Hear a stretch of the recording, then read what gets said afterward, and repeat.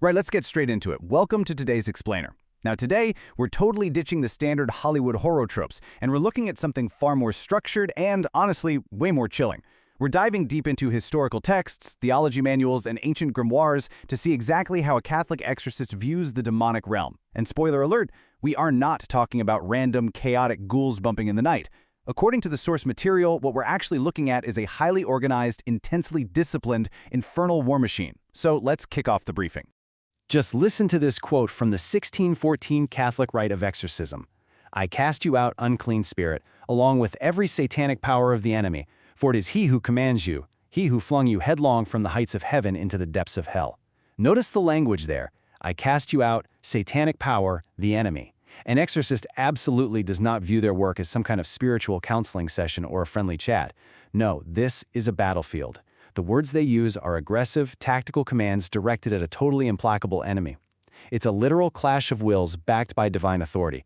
And, well, to understand any army, we've got to start right at the top of the chain of command, with the absolute ruler directing this invisible war. Section 1. The Prince of Darkness, the Supreme Commander.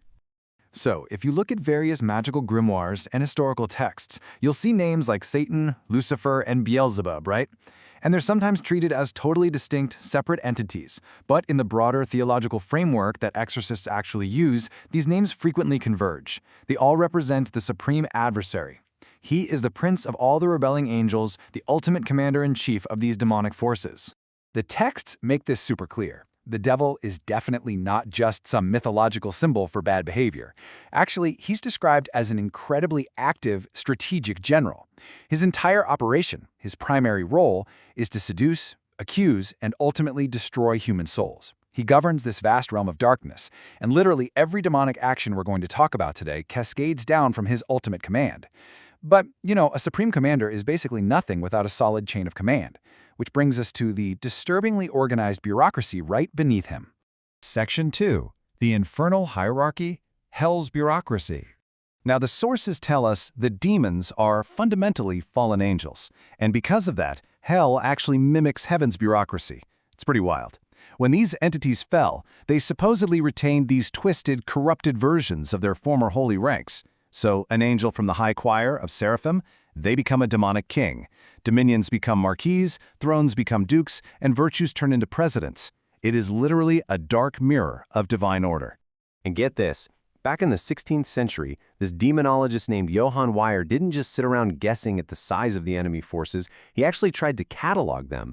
Based on his calculations from occult texts, there are exactly 7,405,926 underling demons operating under the command of 72 infernal princes.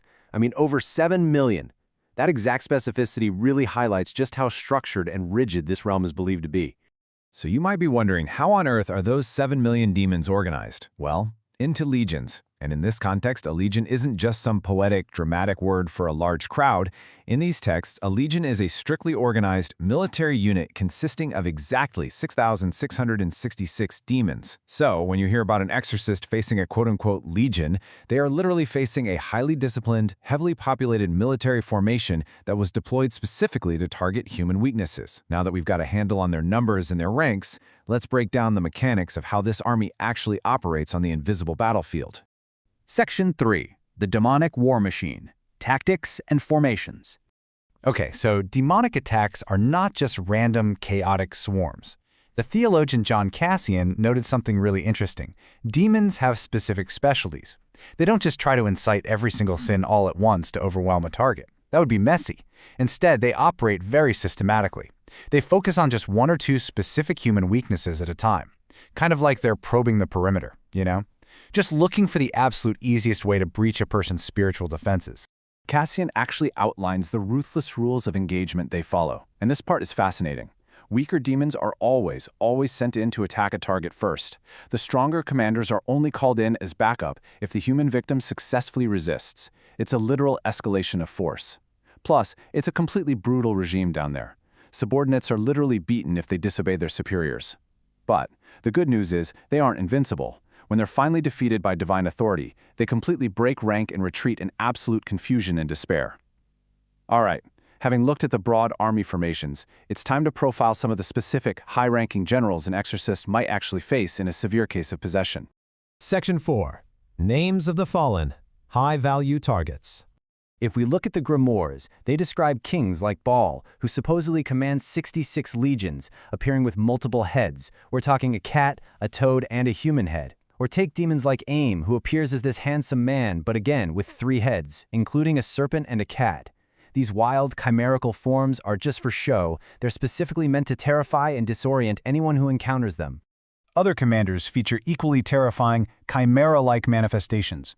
You've got dukes and marquises, like Abigor, who appears as a handsome man on a horse and supposedly knows all the secret tactics of war. Then there's Marciosius, who manifests as a cruel she-wolf with griffin wings. Or Aureus, presenting as a lion with a serpent's tail, riding a horse, and holding 2 hissing snakes. I mean, it's intense. But remember, these are specific commanders with very specific tactical specialties. And then, of course, there is Abaddon, often equated with the literal angel of death and destruction. He is the prince who rules the 7th hierarchy of demons governing discord and war. But here is the absolute key takeaway. Despite these grotesque, animalistic appearances, the sources insist these leaders are, at their core, fallen angels. And what does that mean? It means they possess supreme intelligence, vast knowledge, and literally centuries of tactical experience fighting humanity. So the big question is, how on earth do you fight an enemy that is older, smarter, and militarily organized? Well, that brings us to how a Catholic exorcist executes a tactical counterattack. Section 5. The Exorcist's Counterattack, Rules of Engagement.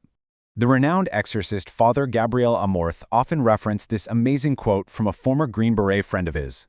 "The only time I sit down to talk to the enemy is when I accept his unconditional surrender." It just perfectly hits the nail on the head regarding the uncompromising mindset required here. In an exorcism, there is absolutely zero dialogue. There is no negotiation. You definitely do not ask the demon how its day is going. You are there to demand and force its unconditional surrender through the power of Christ. Full stop. The late Malachi Martin, a former Jesuit priest, actually outlined the strict procedural stages of an exorcism, and it's basically a step-by-step tactical assault on the demon's will. It starts with sensing the presence, then moving to break the demon's pretense or its disguise. This eventually leads to the break point. That's where the entity actually panics, followed by the silencing of the demonic voice, the ultimate spiritual clash of wills, and finally, the expulsion, where the spirit is completely forced to abandon the victim.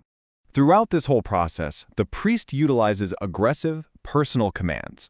We're talking phrases like exorcizo te, I exorcise you, or I adjure you.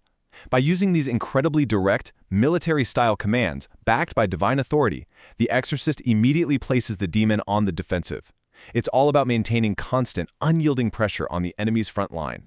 Now, this military-style command contrasts totally sharply with the magical seals you'd find in occult grimoires, like the Lesser Key of Solomon. Occultists and magicians mistakenly try to use those seals to control, bargain with, or bind these entities, usually for hidden knowledge or treasure. But to an exorcist, trying to negotiate with a general of hell is a massive fatal error. It literally gives the enemy a foothold. For the exorcist, the only acceptable outcome is total, absolute expulsion.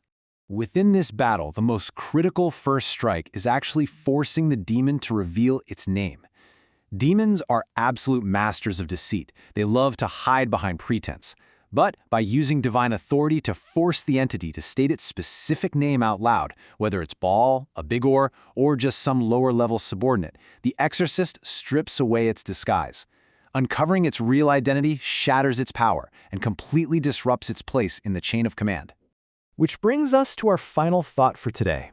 The source materials we've looked at, from the encyclopedias of demonology right through to the Catholic rites, they all point to this hidden hierarchy of immense discipline and malice. They aren't portraying some fairy tale myth, but a highly structured war machine. So if these ancient texts are right, and they're describing our world as an active, invisible battlefield, you kind of have to ask yourself, what invisible wars are being waged around you right now? Thanks for joining me for this explainer. Keep learning and stay observant.